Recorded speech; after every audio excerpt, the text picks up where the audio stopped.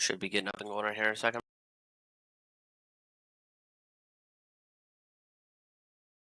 Okay.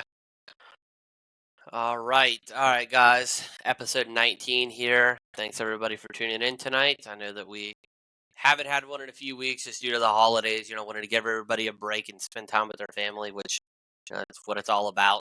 And there isn't getting here and listening to me run my mouth. Way more important things, especially with all the things that we go through and stuff like that. We definitely need to spend time with our family. So tonight, episode 19, I got paramedic Shuman. Did I butcher that? Is that right?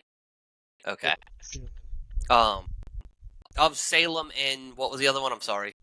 I work for Salem, Anmore, and Wetzel County. Okay. Man's busy. Yeah, I don't get to work at Anmore as much as I'd like to anymore, just because it's trying not to stress myself out as much. But I stay pretty busy between Salem and Wetzel. My schedule is pretty well packed for the most part because one of those days. So are you full time like at any certain one? I'm full time at Salem and Wetzel. Salem I do a 48-hour rotation, and then Wetzel is a 40-hour rotation. So Man, about 88 double hours paychecks. a week. I'm just stacking it up. Yeah, pretty well. Medic school's not cheap anymore and stuff, and nothing is. So that's true, man. It's crazy, right? Like, people. Now I know that they're not doing paramedic, right? But they're doing they're literally shoving EMT classes out like it's nobody's business, right? Oh yeah, and I'm actually an instructor. Well, a co-instructor. I'm not the main instructor at Wetzel. But we actually do try and do 1 or 2 EMT classes a year because we're our own training institute at Wetzel. So, we're part of that shoving all the EMT classes out. I wish we could do a paramedic class, but it's just way more than the cost, right?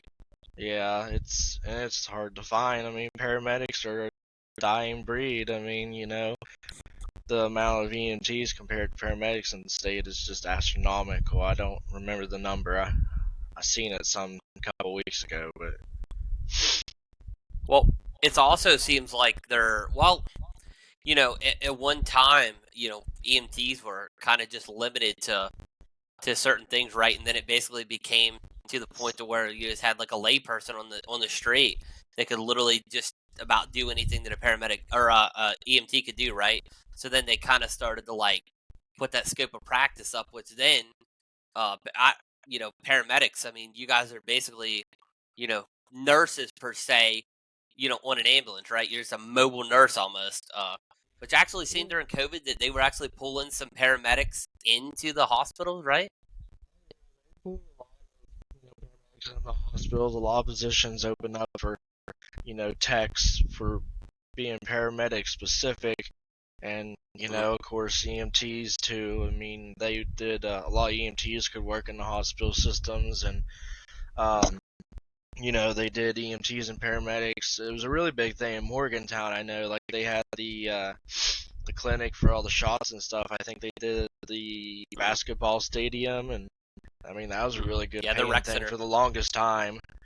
I mean, I have a couple friends that are still, techs in the ERs and stuff, and they seem to really like it.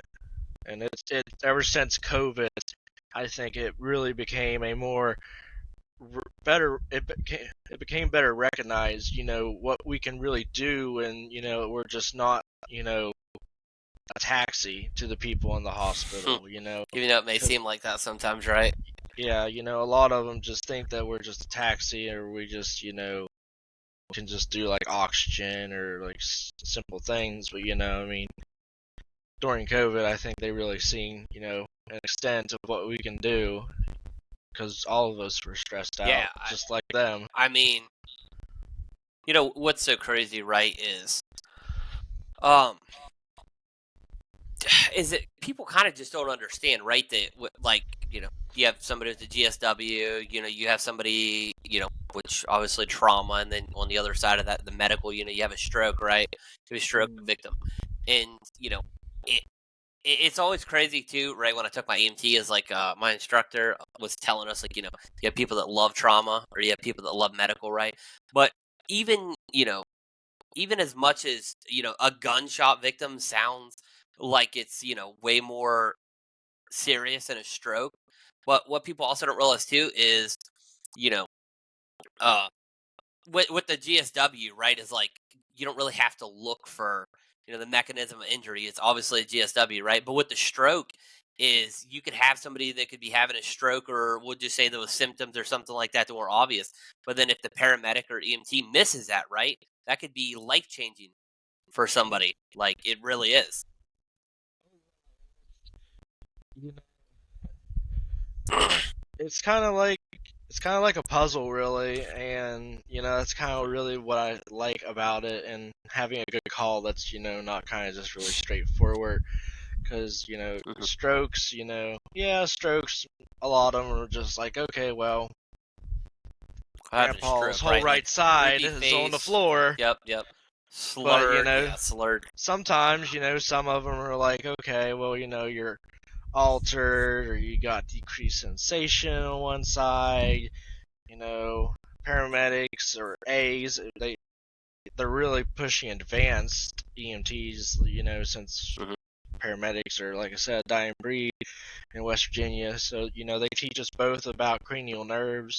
So, it could be decreased smell, tongue deviation or uvula deviation towards one side, just, it could just be like, even like an eyebrow, that you can't move. Like, you could still smile, but your eyebrow don't move. Like, those are all parts of like a stroke assessment. It just gets deeper and deeper.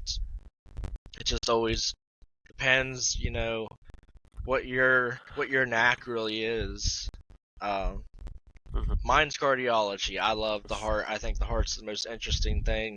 I could talk hours upon hours about it, and you know, not everybody does, because not everybody's the biggest fan of me, of course. But I have lots of people that come to me, all the time if they have a Do you say cardiology you question. say that there's a lot of people aren't the biggest fan of you?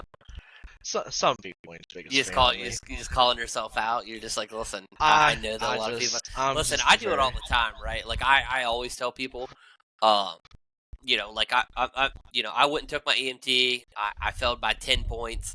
I was really mad at myself because I was like, failed by 10 points, which I took it not like wanting to actually work on an ambulance, but I wanted it to so I could try to better, understand it if we did go on a medical call.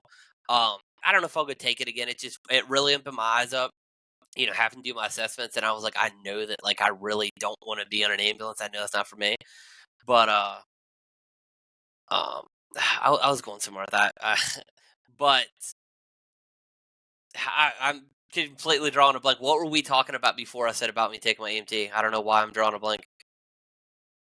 Oh, okay. So about you saying that people aren't the biggest fan, right? Well, so on the fire side, I always say like if somebody wants to like say that I have an ego, like they don't really have to say it. Like I know that I have an ego. Like I'm very like um ignorantly like bland with that, like that I know that like I have an ego, but like it's under control, right? Like I would never try to do something to get somebody hurt or try to do something that I didn't know. Like I'm very like I have an ego about what I do know, but if I don't know something, I'm very honest about it. And I'm the same way. I always tell people, I'm like, listen, I know that there's probably a bunch of people that don't like me, but like I don't care. I'm not here like I always like, I'm here to serve the, like the community. Like that's like the most like cliche thing, but like and that's what it really is. Like that's what I'm there for. I don't care if people don't like, from other departments the way that I do things or the things, like I don't care. I'm not working for you.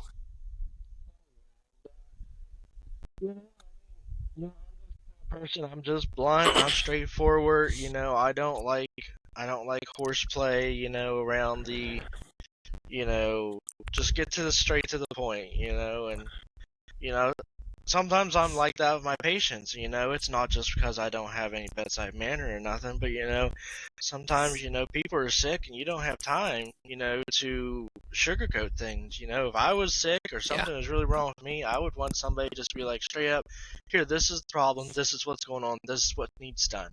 This is what probably is Yeah. going to happen if you don't do this. Like, This is what yeah, I'm like if you suggesting. don't go, you're gonna die, right? Like it's. So I know that sounds like crazy, but it's like when and it's also awful too. Like I know is like when the family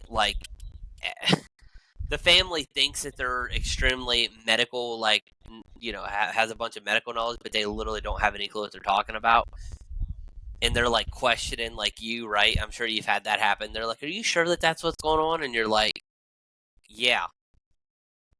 Like, Yeah. And I always try and be polite and nice, especially, if we, yeah, excuse me, if we catch like a nurse on scene or somebody, or even a retired nurse or anybody that's anything medical, I always try and be nice and stuff and just nice. explain to Yeah. them and, all that stuff. And, some things are just different and different career paths and stuff, like, I could be, you know, some people with IVs, like, we'll have like these older Mhm. people who are like, last time I was in the ER, they stuck me 5 times, and I pull out my IV, we're going like 80 down the freaking freeway, and he's like, you're Yeah. not going to stop to do that? I'm like, oh no, I do this all the time. And they're like, Yeah. are you sure? I'd really like you to maybe stop. And I'm like, listen, I'll stop if you want me to, but like, you just The trust me. faster I we get here, promise right? you. Like, Promise you. yeah. The faster we get you here, and I just slide it right in, and no problem. And he's like, I didn't even know you did it. I'm like, I do this like 88 hours a week. Like, it's nothing new to me. It's not a controlled environment, so you got to hurry up and Yeah, adapt. it's And weird how good you get it, like driving down the road, getting thrown around in the back of an ambulance, right? yeah, and it's just. I can't really say what the difference is, and why why these people get more bad experiences in ERs. You'd think it'd be more, you know, pleasant, like since you're in a stable, Right. Yeah. non-moving, uncontrolled environment. But I have people tell me that all the time. Every once in a while I hear like, oh, well, the last ambulance person sucked. They stuck me 7 times, and I'm like, well, you know, I can't say much. I'm not that person, but Yeah. Yeah. It's really hard, right? Like, like like we even had a situation one time where we were going on a lift assist, and this gentleman was like, well, we're going to pick him up, and he's like, whoa, whoa, whoa. We're like, what? What's going on? He's like, you guys aren't going to drop me, right? And we're like, huh? He's like, yeah. He's like, the last crew that came down here, they dropped me. And we're like, no, sir, we're not going to drop you. We're really sorry that happened.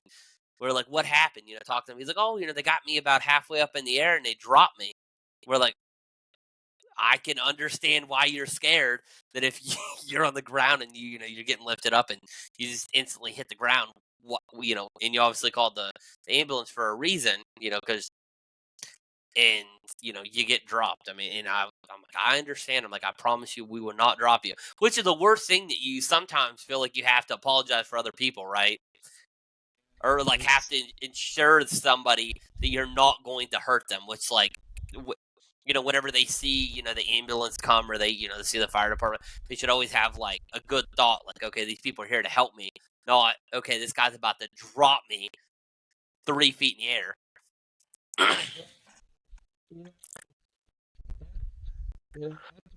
at the basics, that's important stuff to get familiar with, and just recognize your limits and stuff, and your partner's limits. And that's why I think there's most agencies do it, but I think every agency should definitely do uh cooperative actions internal, so everybody can work together, and you have Mhm. less chances of accidents on scene, because you know especially like in the older community, they're always scared of falling or getting dropped, or they broke their hip True, once, it's and life changing to them, right? yeah. So Yeah, like if you get dropped, I mean, and we drop them and we break their hip, right? I mean, it's totally different if you would drop somebody that's, not saying you ever should, that's 30, maybe even 40 years old. But once you start getting into like 60s, 70s and stuff, even dropping them, that could change their life. they're brittle. I mean, it's just the fact. You're honestly, it's medicine is modern medicine is what keeps us alive and stuff, because we're never truly meant to stay alive this long, I don't think. And that's why we have all these problems And it as we keeps get going, right? older.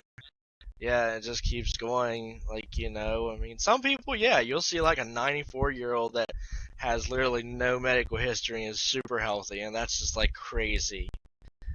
And, but modern medicine's really what, has kept, us alive and going and all that. And, back in the day, I mean, like 30s, 40s was probably the limit. We never had, they never seen like those issues like brittle bones and stuff, and, freaking Well, yeah, I wild mean, if you animals. think about it, by the time that you were 15 years old, back in the day, you had a full family, right? You had somebody working a full time job with like 3 or 4 kids at home. And now, if you're 15 years old, you're still going to school. Mm. And most of these kids, I hate talking, like, because I used to be one of those kids. But, you got to come home from school and take a nap, right?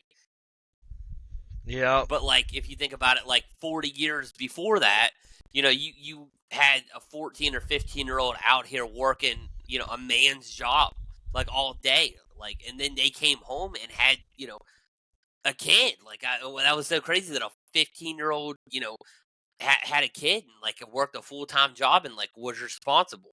But then now, I'm going to turn 29 years old, and there's people that I know that are, my age that I would never trust them with my kid to watch them, let alone to take care of them. But then you have somebody half of my age that now 60 years ago that was more responsible than I am.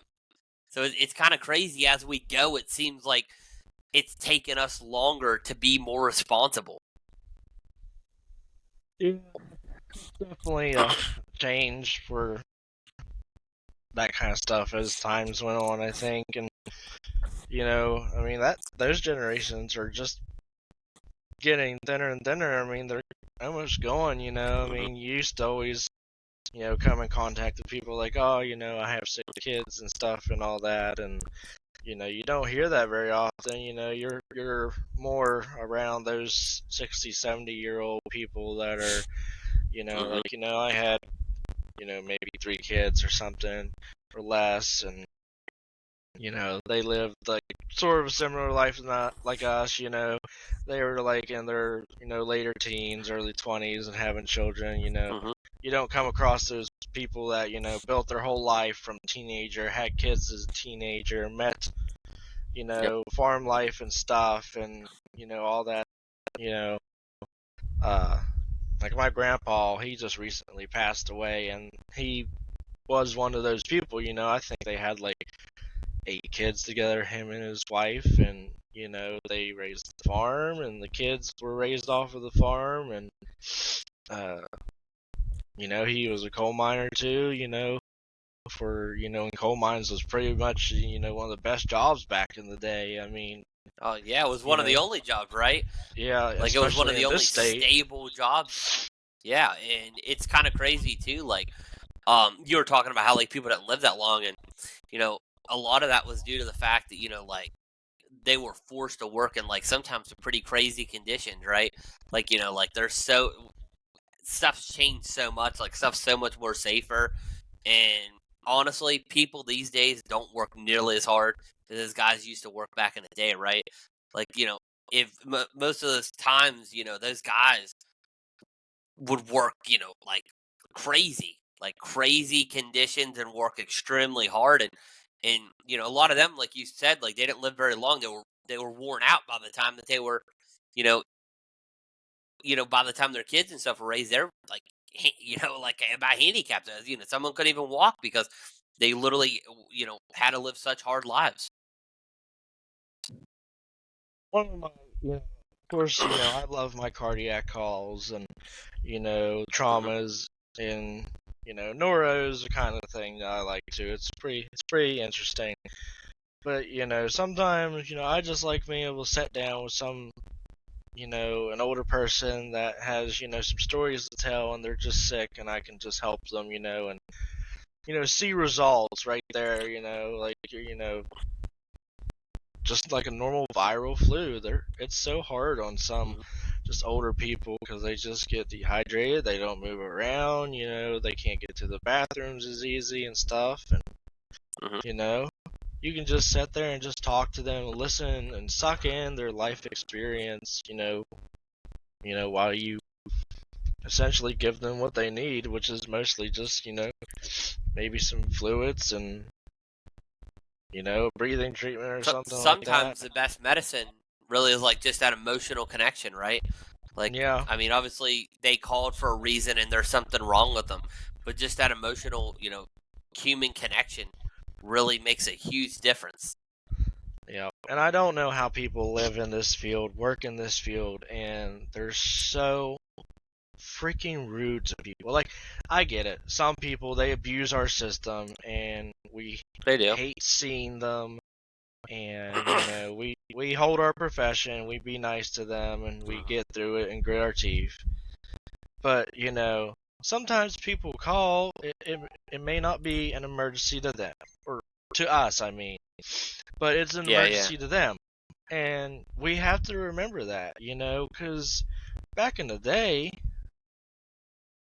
there wasn't all this stuff that is going on these days, and those people didn't think about getting old and ending up where they're going to be. And, just like Hmm. something we come upon all the time, we'll come upon these houses and we're like, oh my God, why are these old people in this house?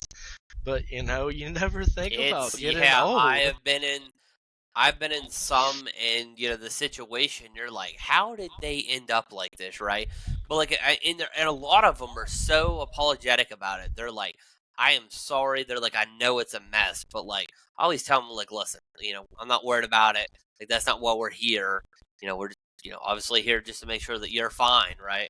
And it's insane, and they're so embarrassed because they don't want to live like that, right? Like that's like the last thing that they want to do is live in the conditions that they're living in, and it's always like really bad. And my department that is very very big on like professionalism, right?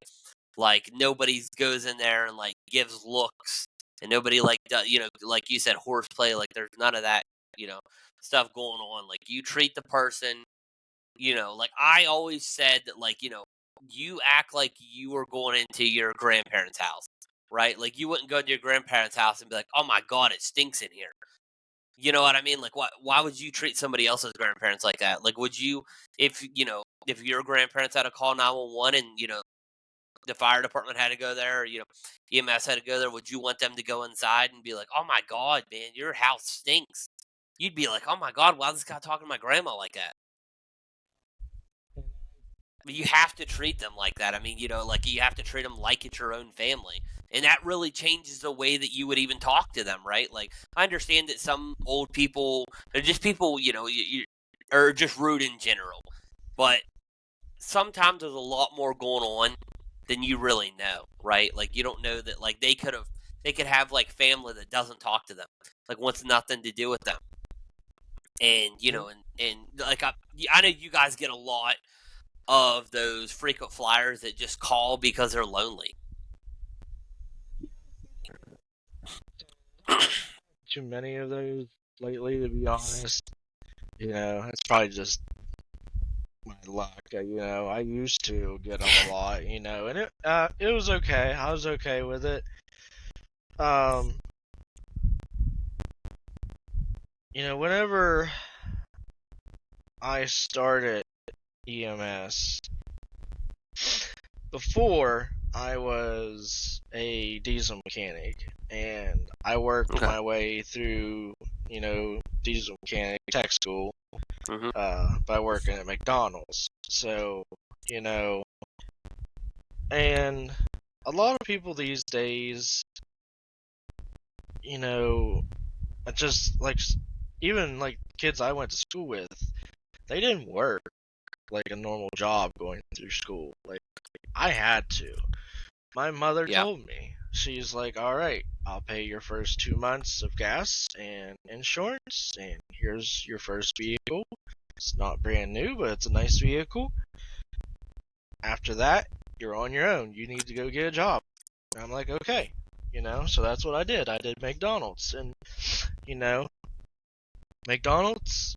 I think jobs like that are, they're not always the best or most desired, but they teach us personable skills.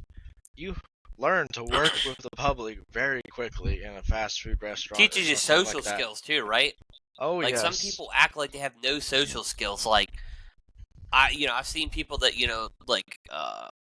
of course, like I said, like I'm not an EMT. I don't work for, but like we've had to go on calls with our EMS before, and it's kind of crazy sometimes. You just have like people that like act like they've never had a conversation with somebody in their whole entire life, right? Like it's very awkward when you go in and like the patient's kind of just sitting there and the EMT or the paramedics kind of not explaining what they're doing, not talking to the patient at all, and they're kind of just like doing everything. And some people don't understand what's going on. This may be one of the first or second times that they've ever called 911.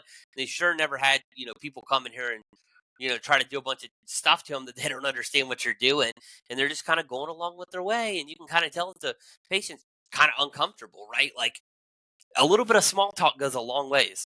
Oh, yeah. Whenever somebody, I talk them through everything that I'm doing, and sometimes it gets exhausting. I'm like, I just want to quit Yeah, talking. yeah, But, it really helps them feel more comfortable and stuff. And, sure.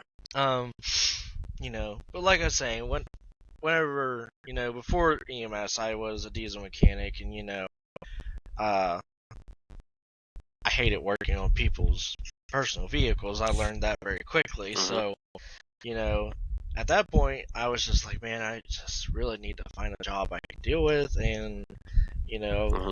so, because I didn't want to be at college the rest of my life or something. And, at that point, that was my mentality. I just want to find my job, find my place in life, Hmm. get to it. And so, my mom, she was, you know, uh, paramedic, and she'd been EMS a long time. That's Hmm. her dad was a EMT. Back in the day when everybody was EMTs or drivers, basically. You didn't really have a whole lot of paramedics. Um, so I asked her, and went back to working at McDonald's, and I found the first class that we could for EMT, which ended up being Hmm. in Parkersburg at Company 6, Parkersburg Fire. It was through WVPST, I believe, and my instructor was Michael Tanner.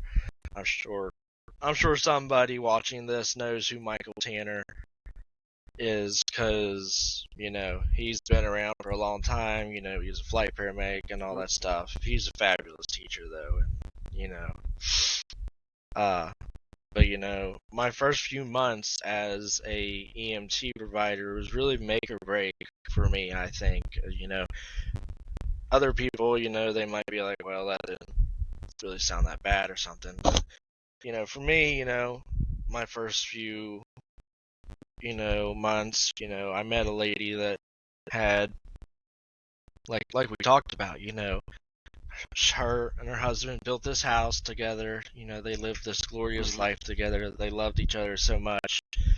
And, they raised all these kids together, and etc. And now she's terminal with cancer, and her husband's in a nursing Oh. home, and he's just unable to take care of himself. And she can't take care of him because she's terminal with cancer. And I walk in this awkward situation where the one daughter has her husband there, and it just really seems like they're just trying to push her out of the house. Like they're ready for her to go and stuff. Like they're ready to just take over and take all this stuff over. And I'm just like, man, this really just sucks. Like she worked her whole life, and they built this together, and and she told me when we got our name is, she's like, they just want me out of the house so they can take everything. I'm like, It's that's awful, really man. just messed Right? up. And it's so crazy that that's how some people look at like they look at it as like as opportunities. Like, hey, listen, like, if she like this sounds awful, like when she dies or she dies soon, like, we won't have to deal with her, and we'll have a new place to live, and we'll go back on with our lives. But it's like they have that mindset, I think, until I feel like a lot of people, like, obviously I'm young and my parents are still pretty young, but so I'm not at that stage yet. But I'm sure they get annoyed with their parents, that are elderly, and they need a lot more help, and they have to deal and they have to really change their life around a little bit. But once they're not there anymore, right? Like I'm sure that like that annoying phone call that you got every day, you'll miss that. You'll miss being able to call that person, And that's like what's so crazy to me, right? Is how like this person raised you. Like you were a little like defenseless, like, like baby, right? And like it was their responsibility to make sure that you were okay. And they did whatever they had to do. And like, it's crazy some of the sacrifices you hear that people, make for their kids, and they raise you and they do everything that they can to make sure that they give you the best and make sure you get the best opportunity you can, to have a good life. And once you finally get on your own and stuff, and then they start to, they're on the by the time that you're old enough to really start living your life, they're on the backside of their life. And people just like forget that, like everything their parents did for them, they're just like a burden, like to their kids. And it's just like, how do you let that happen? Like, how do you go from like forgetting, like, when you're a kid, like you love your parents, like anything your parents would tell you, you would listen to. And then as you start to get older, you're just like, God, I wish this person would just leave me alone. Well, then they do eventually. Yeah. Like it's insane, man. It really is. And I know that you get to see it a lot, especially, with you working 175 hours in a week. That you get to see it a lot more exposure than most people. That you really get to see that firsthand on, and it's so weird how a person you don't even know will, like, they feel like they can connect with you, right? Like they feel like they can tell you stuff that they wouldn't tell their own family. Yeah, like, that same old woman that, I just had to take from her house, once we got her an ambulance, she told me all about her life and these big moments and how, you know, all these accomplishments they made, and, she started crying and stuff, and, she made me cry. Like, it was so awful. Like, and before that, like, I was like, oh no, I'm not gonna cry. I'm this big macho man. Like, I'm Yeah, going to be super blunt all the time and stuff. And, I and they just break ended you up, down, don't they? yeah, I just ended up holding Break it her down like an hand, and, old wet cardboard box. And yeah, it's crazy because some people just kind of want somebody, like I said earlier, like the human kind, just somebody to listen. yeah, it's, that was one of the, the things that, really changed me, because, I never really understood, because my mother, she always told me, when I got out of school, she told me, she's like, you're not always going to be able to save people. You're not always going to be able to do something for them. Sometimes the best thing you can do for somebody is just hold their hand and be there for them. And I was like, at first I was like, that sounds really stupid. Like, Yeah. so, Yeah. I never really understood the full capacity, and, how it felt until I met that woman. And, I was like, I really felt great about that day. I mean, I felt really shitty at the same time, because, like, I had to take that Of the woman from her situation.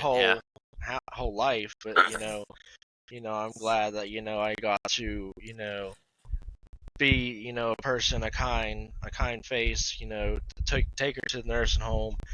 And, it was really nice that we actually got to take her to the nursing home and put her in the same room with her husband. So, Oh, I'm that sure is nice. I'm sure they ended up getting to die together. I got to meet him and I talked to him a little bit about, the things that she told me and stuff. And, it seems like, match made in heaven, this sort of like that notebook moment, like they never,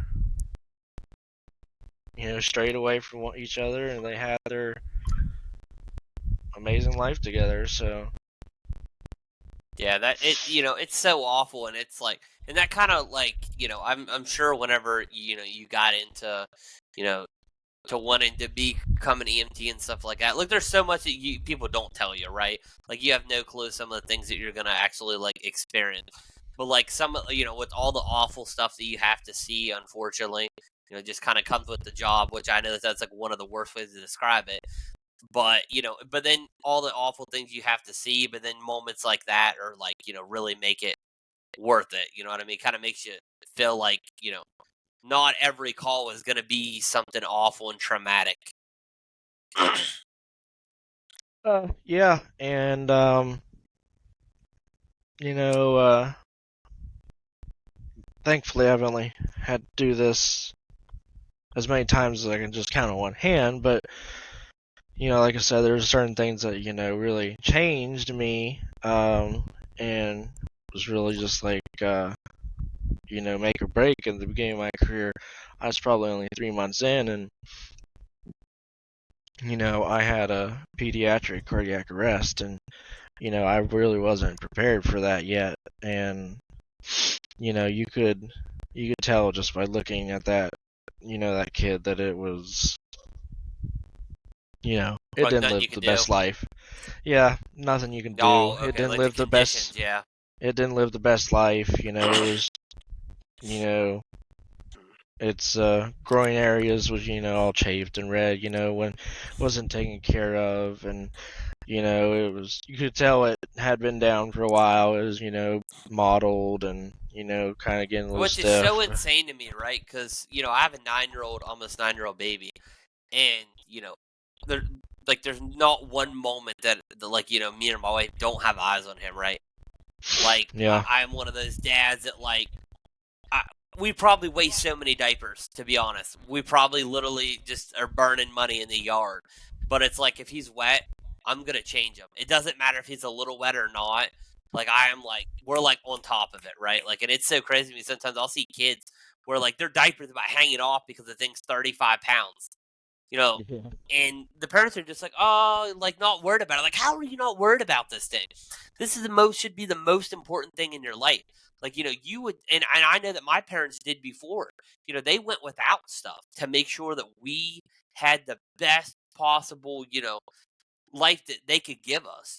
We weren't rich or anything like that, we're middle class, but, there's probably times that like, you know, we, you know, got stuff and, like there's been times before that like I know that like we'd go out to eat or whatever, and I'd be like, oh, I'm gonna get this and I'm gonna get this and I'm gonna get this, and I'm like, and my mom's like, yeah, I'm not gonna get anything, and I'm like, what? It's like, yeah, I'm not hungry. But it's like in my head now that I sit back and I look at it, I'm like, did she not eat because we didn't have the money and I was so selfish and I wanted to get more stuff, right? So like that's just in my head and just the way I was raised. I could not imagine not taking the best care, like of my kid that I could. So it's awful that you had to experience that due to somebody else's neglect. And I know it's really hard to be in that situation too because like you want to be like, what the fuck is wrong with you? Like how did like you know what I mean? You're like, how did you let this happen? Like I know it's probably very hard to not like want to just look them in the face and be like, you're a piece of garbage. Because ultimately they failed that kid, right? Like an innocent kid that was, relied on his parents and then they didn't care. Yeah. And a lot of people like the thing that I switching subjects a little bit, kind of stretching a little bit further. Um, a lot of people that we encounter and I encounter, they'll talk about how they hate talking to like medical command and stuff, or they're afraid of them, or they're afraid they're going to get in trouble and stuff. But Yeah, I understand, feeling, scared, and stuff, but honestly, if you just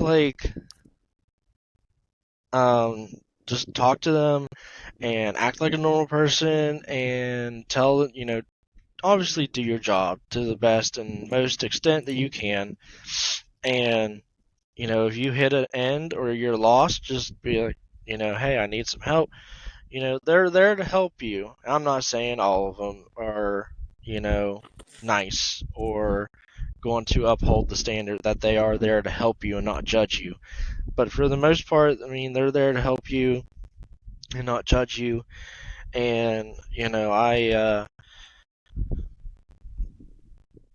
around the same time, as that kid, I hadn't really had any back hauls. Besides, I was with a medic for that kid, but it was still pretty hard.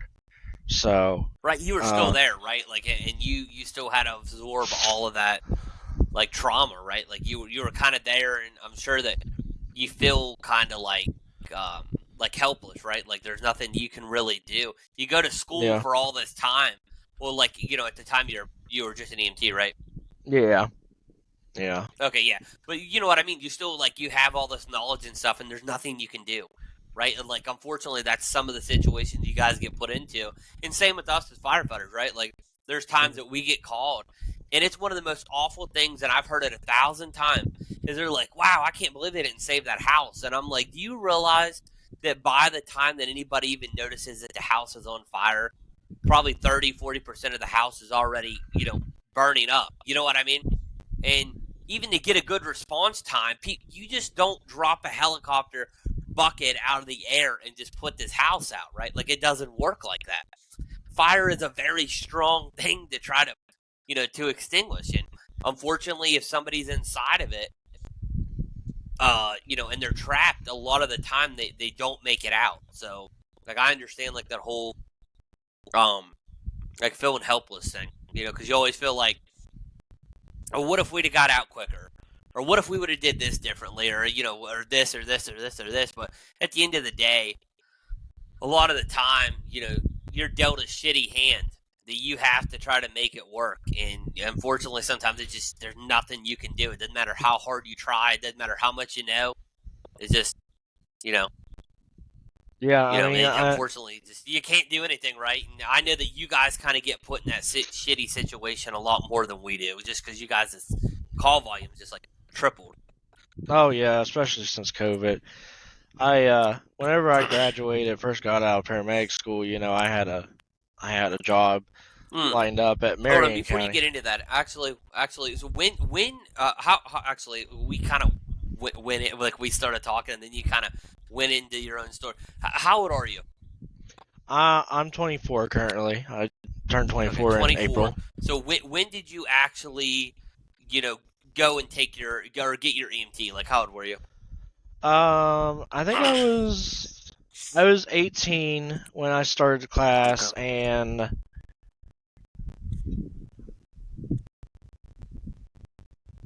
no, I was 19 when I started class, and I finished my EMT class in December of 2018, I believe. Okay. And then how long were you an EMT before, you decided you like wanted to, go to tech school? Um, I was about 2 years. So I went and started my paramedic class January of 2020. I'm pretty sure they started in January. They changed the class since then. Okay.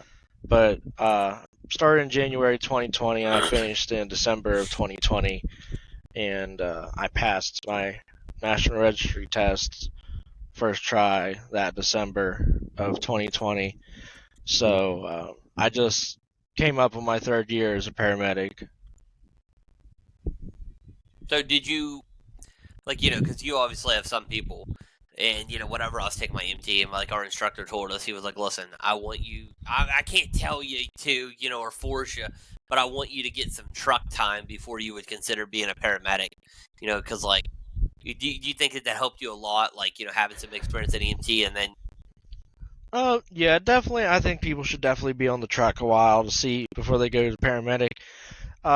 Because you don't really get to experience the mentality and see the things that a first responder sees, and it'd be awfully crappy if you went through all that schooling and all that money, and then you're just like, yeah, I cannot look at these things on a daily basis and do this my whole life. So, I did it for about a year, and I worked 2 full-time jobs for that, first year. Yeah. I've always been a person to throw myself into work, so I got my handful of EMS, and I decided I could do it. I felt like so. And, I just hate it, when I got myself in a situation and I couldn't do anything more for a patient. So, that's why I wanted to go back to paramedic school, and it meant a lot to me. Pretty well didn't have a life.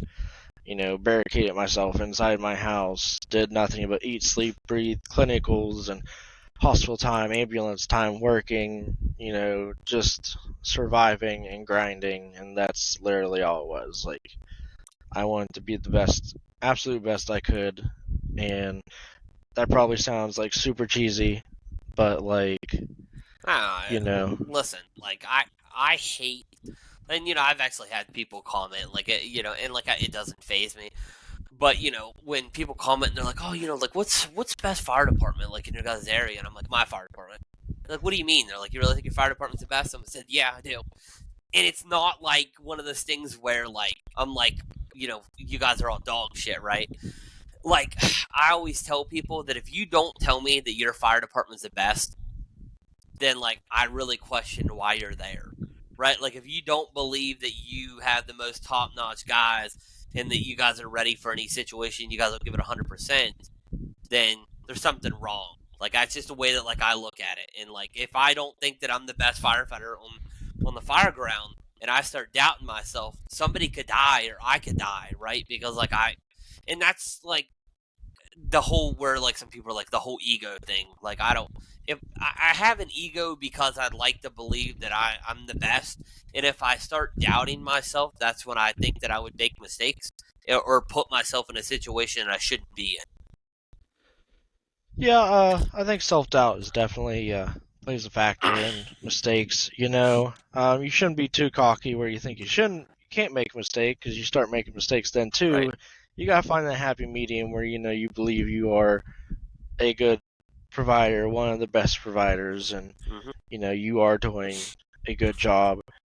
And that's anything you're doing. It's not just EMS, fire, law enforcement.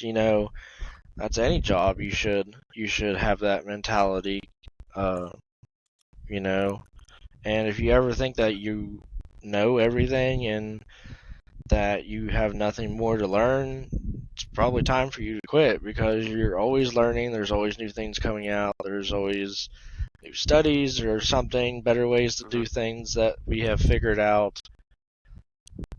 I mean, just look how more advanced EMTs and paramedics have become in, you know, the preceding years compared to the preceding Hmm. years. We Right. Well, used. like you saying that. If you think about it, like EMS as a whole is still very young, right? Like I know that like my instructor, Doug, actually told me that he still remember when he was a kid and they called 911 because there's something wrong with his grandpa. A hearse showed up to pick him up, take him to the hospital, right? And like Yeah. that was a normal thing. So the first time he ever seen it happen, he's like, "Oh my god, my grandpa's dead," right? Because the only ever time you ever seen a hearse was when somebody was dead in the back of it, and it kind of got to the point to where people are like, "Hey, listen, like these people, if we don't give them some kind of pre-hospital care, they're gonna die. That's inevitable." And then Doug would tell me also too is on traumas and stuff, they were basically told that if there's stuff coming out of the body, you should probably put stuff back into the body. And little did he know that by them literally, double, IV in somebody straight pushing all these fluids. They were literally just pushing, all the good stuff out of their person's body. They're inevitably just killing them and Yep. didn't even know it, right? Because that was what they knew. And as, it keeps going and going and going, you find out you're like, holy shit, what we were doing wasn't doing anything. But at the time, you were like, thinking that you were saving this person's life, but literally, you were putting them in a worse situation. You're making Kool-Aid, that's what you're making. Yeah. And, one of the biggest complaints that I have is, and you guys are actually held to a very high standard, as paramedics and EMTs, and, that you guys have to have refreshers and stuff. They have to make sure that you're still competent to do your job. The worst thing that I have is, especially on the volunteer side, fire department is, once you have your stuff, you have your stuff. Yep. Like, it doesn't matter if you had it 25 years ago, you're still, fall into that category as a competent person that you understand and you're keeping up on everything. But literally, things have changed so much and we're held to, like, no standard at all. Like, literally none. Like, I have had guys tell me when they took their Fire 1, they went for a weekend class, and they had it. And now you're at a 120-hour class to get it. Yeah, 120 hour class, I think it was. And, it's funny to talk to people that have been in the fire service for a long time and, just listen to how they got their certificates and what certificates used to look like and how they used to get them and what they used to go through. Like, my fiance's, like, dad, I hear him talking about it, and he's like, talks about his certificates. Some of them are only, like, this big, and I'm like, what? Yeah. Like, all my certificates are at least, like, this big. Yeah, like, you're carrying an ID around for a certificate, basically, like. Yeah, and, he's, like, they do, like, audits at, like, their fire department for, like, their... for whatever, I don't get into it that deep, but, the people are just like, God, you've been doing this for a long time. They look through all the certificates, and they're like, yeah. And... Yeah, it's gotten insane, man. And like you said earlier, like, if you think that you, like, don't need to learn anymore, you need to get out, right? Because you have people that are like that. That are like, well, yeah, I learned about that 20 years ago, and I'm like, fucking 20 years ago, you didn't even have extrication tools, so what are you talking about? Like, you guys were out here with, like, trying to take stuff apart with the socket, and a ratchet. Like, now we have a battery-powered extrication tool that we could literally, bend a car in half with, and then, you guys were out here, trying to take a flathead axe to the side of this door to get it off. Like, it's not the same. Like, I don't care what you learned back then. It's not the same. And, say, like, if you would tell, a paramedic or an EMT, 20 years ago, actually, they're relatively new. We were just talking about that earlier, like a Lucas device, right? Like, you would have told them that they would not have to do CPR the whole entire way to the hospital. They would be like, you're crazy. Yeah, and there's a bunch of different, types of the technology we've seen. Like, there's just not Lucas. There's, what's that other one where it squeezes from the side instead of up and down a plunger? It's, I don't think I've ever seen it, but does that make any, like, to me, like, just being a dumb fireman, that doesn't almost make any sense to me, right? Because the whole thing is that you're pushing down, right? Like, you're basically artificially, like, pumping the heart. But to the sides, wouldn't you run into, like, restrictions with, like, the rib cage and everything? Like, and everything on the sides, like... I've never truly seen one in action. Maybe it's not, like, actually side. Maybe it's kind of, like, angled down. Like, I don't know. But just from the way it sounds, I'm not a fan of it, But I've always been... I was raised up with Lucas's, Every agency I had... been to it, they had Lucas's, not Auto Pulse, is that what it's called? Auto Pulse, yeah, that's it. Yeah, I was trying to think of Wayne Ross actually commented and said Yep. Yeah, it's an auto Autopulse. pulse. Yeah, I've never seen one in action, but some people prefer them. Some, people say that there's studies out there that they provide better results. I'm just happy I have something that's not an actual person that can do something for me in free hands up. Because Yeah. that just gives us so much more capability to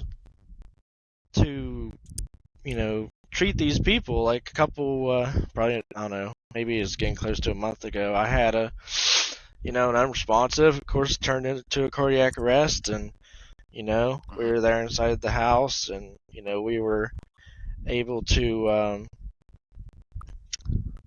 work them and get them back with minimal effort.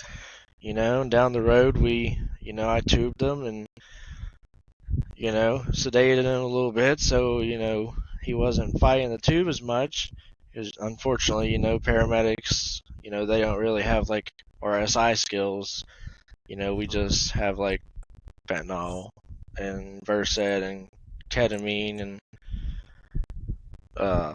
we have like an initial protocol for like just some Versed, I think, if you can get them intubated without it. And so, of course, that's what I did. They gave me some more fentanyl and some more Versed, and you know, that was really, really big. That's like the first person that I've actually got back and like that had like that much of like a, it looked like they might have a good outcome.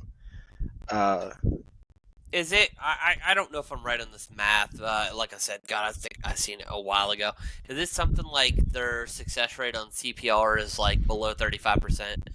Right? Like, yeah, yeah, I'm pretty does that sure sound that right? that's it. I'm pretty sure that's it. That sounds And isn't like that something I've crazy, right? read. If I told you, like, you know, I, and this isn't like the exact math, but I'll give you a dice, and you get a cardiac arrest, and I tell you, say, go ahead and roll this, and if it lands on a 6, then you'll bring them back. If it lands on anything else, you're wasting your time, right? Isn't that kind of like insane to think that that it's literally, you never know, right? But it's also case by case basis, right? You have to understand why they're in cardiac arrest, what caused it. Yeah, and that's part of the like the puzzle I was talking about, the stuff that I like, and I'm sure a lot of other Mhm. providers like. You kind of gotta put the puzzle pieces together and do some detective work. Um, that patient specifically, he ended up still passing away, but You the gave them the best chance, right? Give the the best chance at the time that you could. yeah, the outcomes we've seen, it was just all luck. A lot of stuff is just luck and location and stuff. Because I mean, the residence was probably like 3 minutes from the fire department. Someone was at the fire department. Fire departments in the county I'm in, they all have Lucases, so they got Lucas on board, and they were All the able to fire do some. departments do.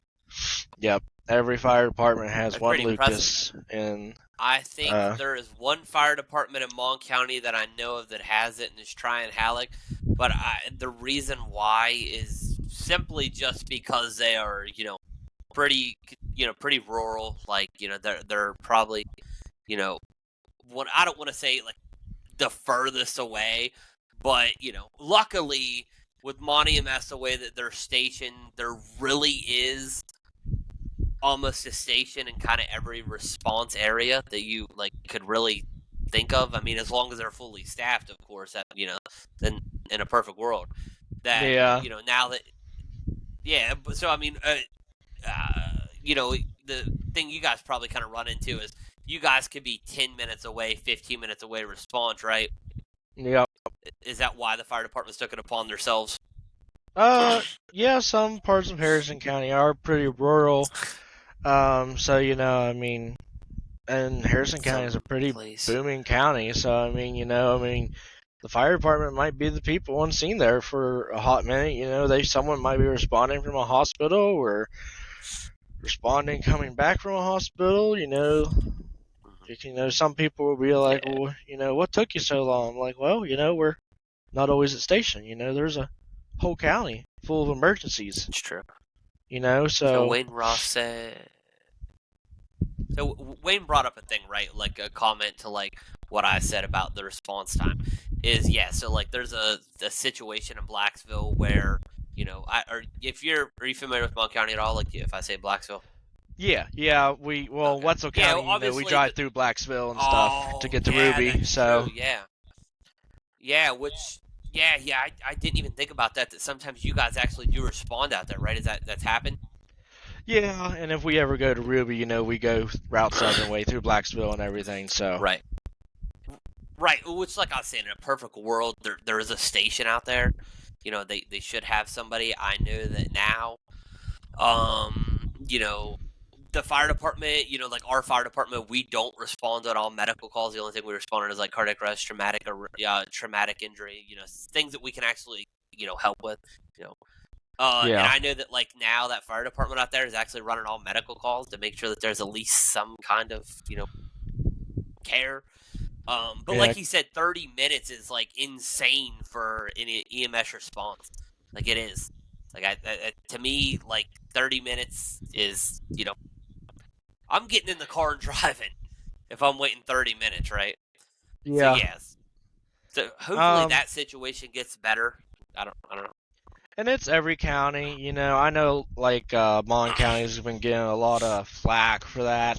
I don't know if it is Blacksville or not, but, like, there's some. It is Blacksville that they're just not. There is a station out there, but it's not being staffed. But then also my thing is like and I'm not taking it for money mess at all because I don't get involved and I don't care what they do over there.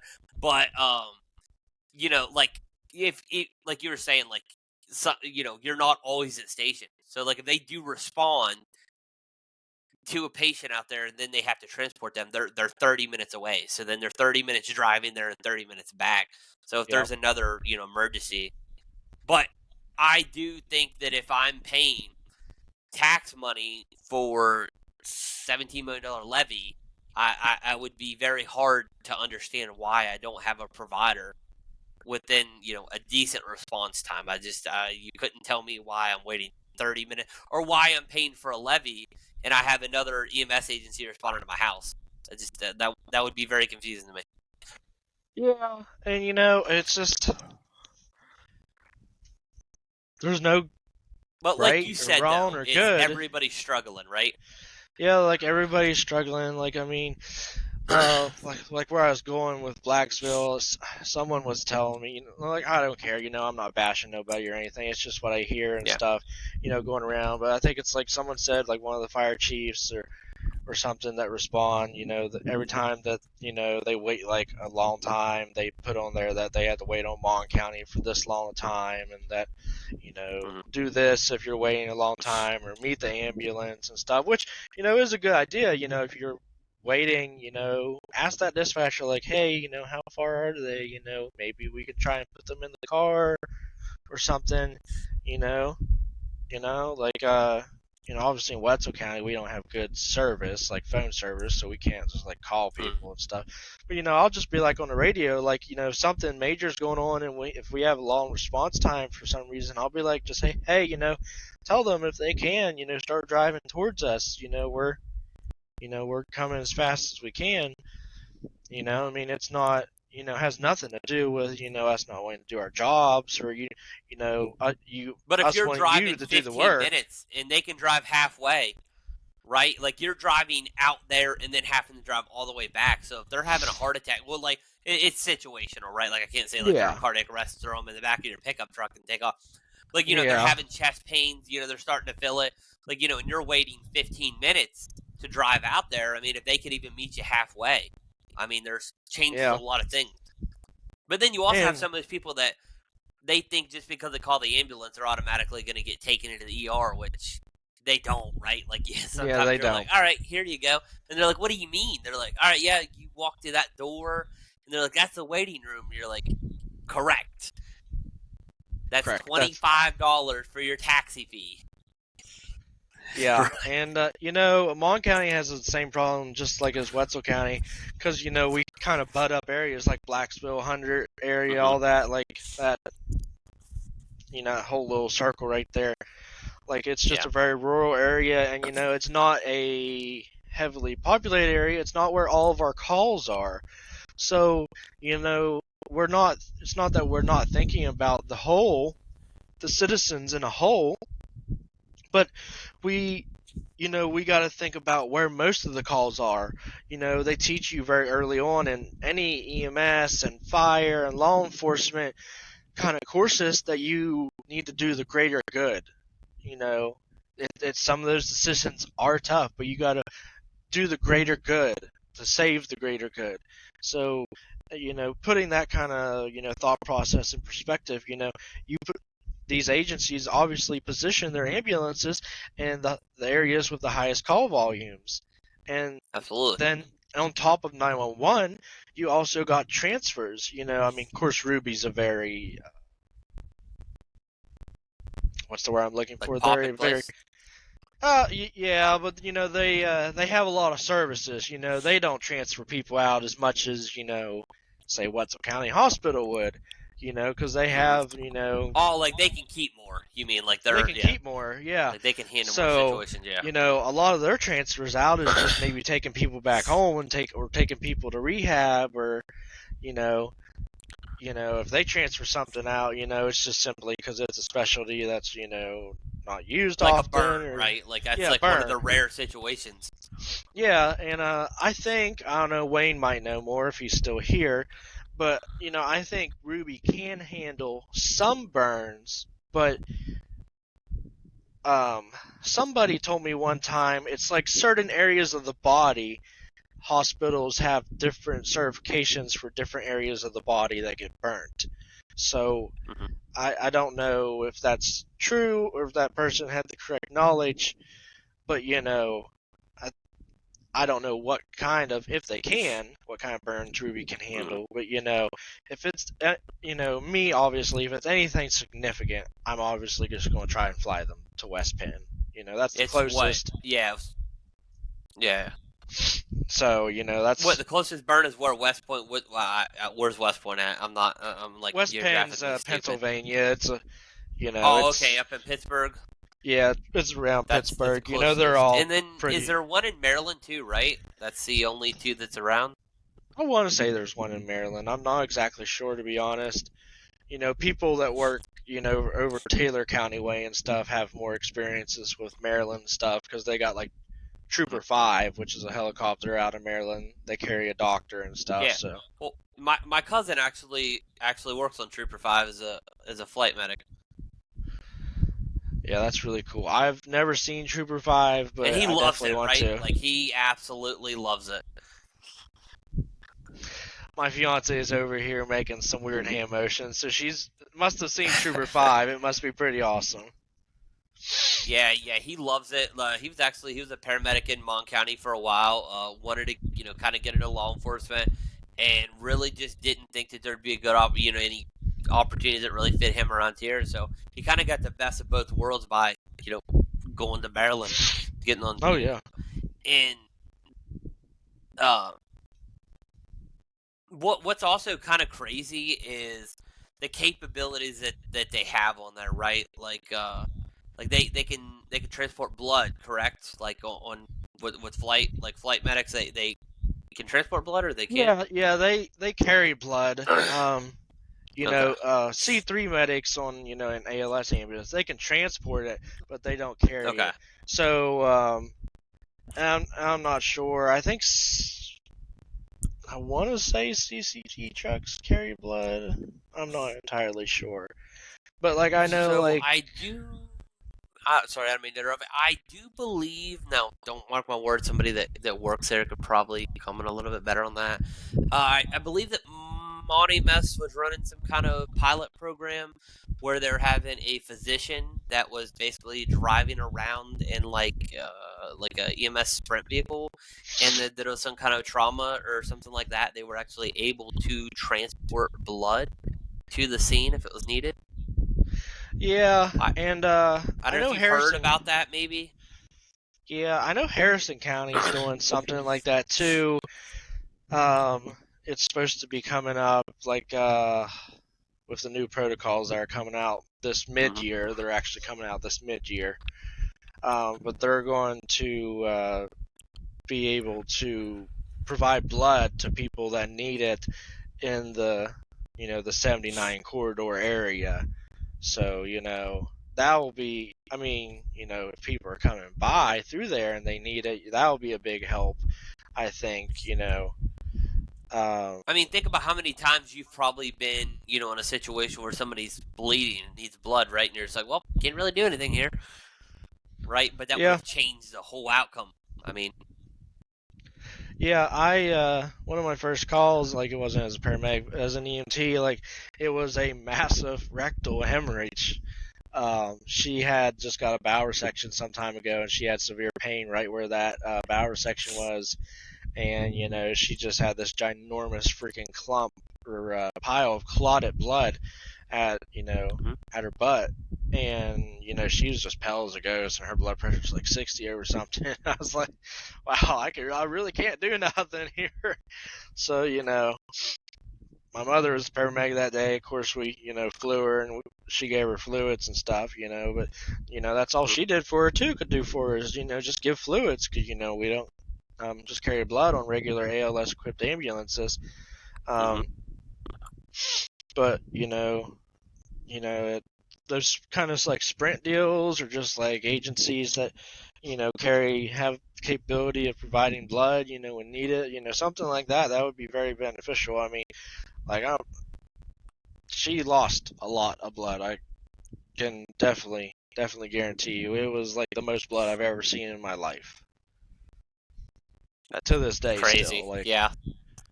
and, it was just we responded, just a BLS ambulance, because Yeah, you can really do what you could, right? It came out as hemorrhage. Most times, and that's all they gave us was hemorrhage. And so bleeding controls what? BLS, really? I mean, you hold pressure and it stops, and if it don't, you put a tourniquet on, and if it don't stop, you put another tourniquet on. But you don't get to that extent. You don't get to that extent very often. So and then another call rolled out, so the ALS ambulance went out, and we got there, and we're like, all dispatch was able to tell us is the bit husband. Out of our scope of practice here. Like there's only so much that we can really do here. Yeah, like dispatch said that the husband just said hey, all they said was that it's splurging. I'm like, okay. I'm thinking maybe like a varicose vein or something. It's going. We can handle that. So I sent my new partner in, because she was a fairly new EMT, and I was just grabbing some, a tourniquet for the worst, and some gauze and stuff. And I walk in there, she's like, "We got a problem." I'm like, "Oh, yeah, that is a problem." Yeah. So it's one of those surprises where the dispatch was like, it's not their fault, but like the caller could have been a little bit more descriptive of what's going on. Yeah, man, I tell you what, like having a great dispatcher sometimes is worth their weight in gold, right? Because we've always had that, and my wife's, family is like highly, active in the dispatch community and stuff like that, and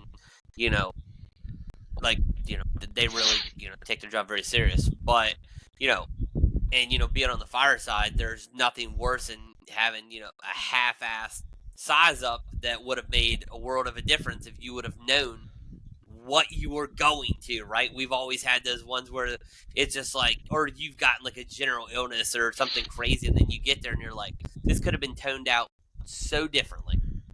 Oh yes, that is one of my biggest pet peeves. Like, they'll tone out like an unknown medical or a general illness, and then they'll start the size up, and they'll be like, female patient, unresponsive, blood pressure of potato over potato, and I'm like, that probably should have been paged as like a cardiac or like an unresponsive, not an unknown medical or general illness. And now we have this BLS ambulance, like almost there, and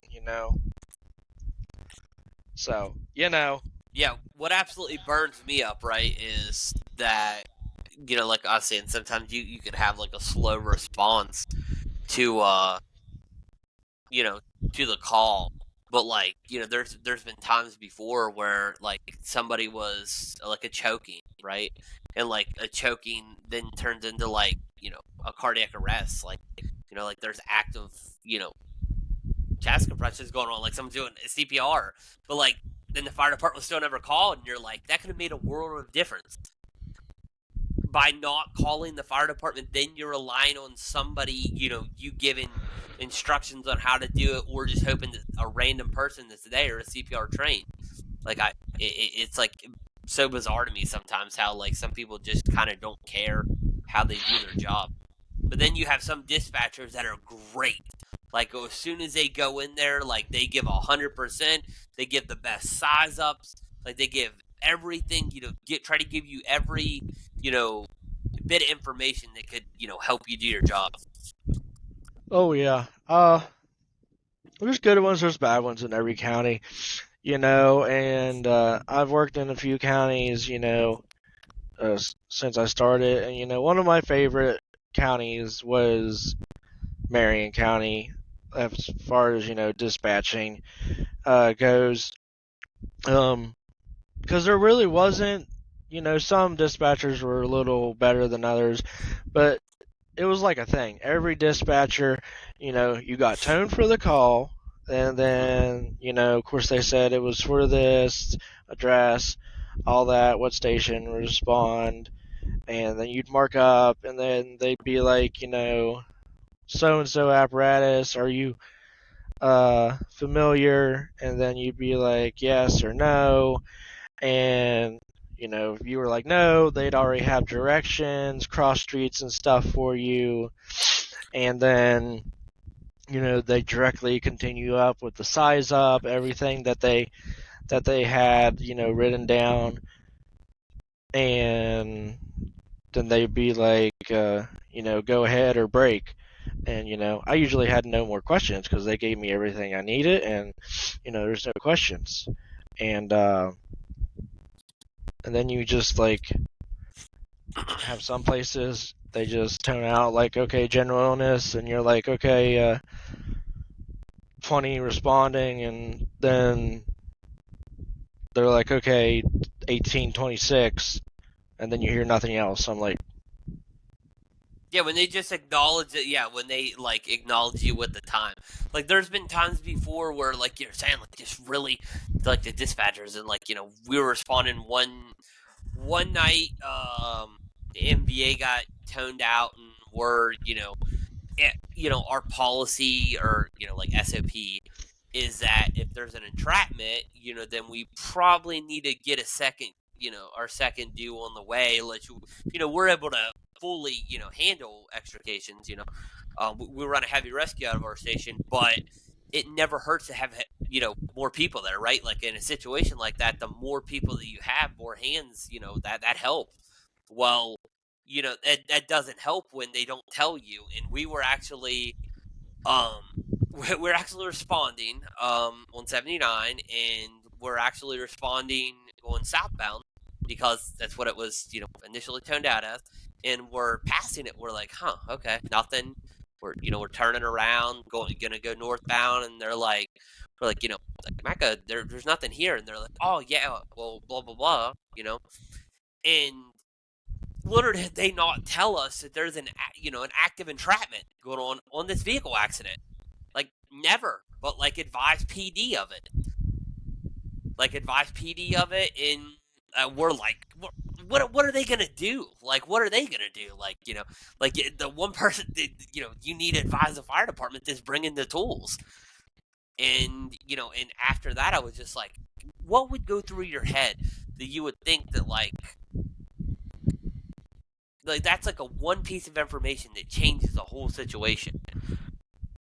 oh yeah, Like, sometimes. and if I would do something like that, or somebody like at the fire department do something like that, I'd be like, what the hell is wrong with you? Like, why would you not have said that? Like that'd be like us going on a fire, and so, the mother being like, hey, my kid's upstairs, and and we're like, oh, and then them not relaying the information to us, like, hey, there's a kid upstairs. Like, wait until the fire's out and be like, hey, there was a kid upstairs. Anybody get him? Like, Yeah, But like there's, it. we in Harrison County this year we did a mock of a plane crash at the airport, and Oh, that's cool. and then Wetzel County we've been doing like natural disaster and mock shootings, like school shootings and stuff. Like MCIs and And stuff. yeah, MCI kind of stuff. Okay. And I really think, all agencies and counties need more of that stuff because, it's a cooperative action between all agencies. And, usually we just cooperate interagency, and that's all we ever get to see. Maybe we get to work with the fire departments that we see, that respond to our first dues most of the time and stuff. But when you get out on something bigger like that, you get to see the bigger picture, get to work with more people, and you get more Mm-hmm. broad rules that where you don't have to necessarily know a person deeply. You just know what you need to do and who's got roles and stuff. And I think that kind of stuff's Right there. definitely Hold on. important. That is what is so nice, is to know what your role is, right? Because if I know what's expected when we get there, we can kind of get things rolling. We don't have to come over and say, hey, we don't even know what's going on. Like, what do you guys want us to do? But you guys, doing pre-planned, things like that, you kind of know what's expected of you. Like, do what, like, what can we do, like, to help you guys? Because, I mean, not all of us are, you know, fully medically trained. So Mm-hmm. what do you want us to do? I mean, do you want us to stay the hell out of your way? You know what I mean? Because sometimes that's the best thing to do. But then if you don't know, you don't know. No, I think that's great that you guys have did that. I know that I think the university did it with one fire department in Monk County, but I don't think anybody else was invited. And I don't know of another one that they did like that. But uh, I've said this like 100 different times on different episodes that there's a lot of departments, not just in my county, but other counties that they're not truthful with their the people in their community and themselves, that they're not prepared for something that is going to happen, and it's gonna bite them in the ass. Like they think that they are, but they're not, and they're not truthful with their the citizens. Like, hey, listen, if you're having a manpower issue, I'm not saying blasting on Facebook being like, hey, if your house catches on fire, we're gonna have 3 people. But it's like, don't also give people this false confidence that they're gonna, if there's a fire, that they're gonna have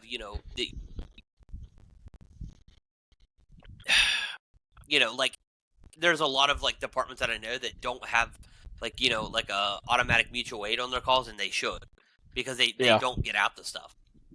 You know what I mean? But they think that they can handle it, but they can't. I mean, and the only person that suffers is the people in the community. Yeah, absolutely. And back on the subject of knowing your roles and stuff.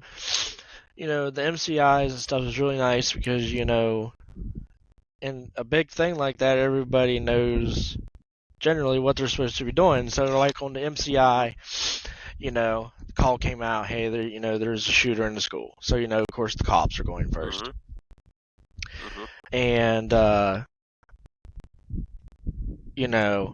cops are going in and they're going through the school trying to secure the scene and stuff. And, it's secured. For the most part, there's people going through the school. It's not completely secured, but there's people in there that need our help. So you have the rest of the department, and you as the the EMS provider, you're going in, and you have a cop with you at all times, and it really showed, that even though we think we're prepared, we're not prepared, because even the cops, they weren't doing what they're supposed to. They were still wandering off, trying to do other stuff, when they're supposed to be there with You're us, like, listen, guy, 100%. I don't have a fucking gun here. Like, if this fucking guy comes around the corner, we're dead. Like, you're the only guy in with us that has a gun.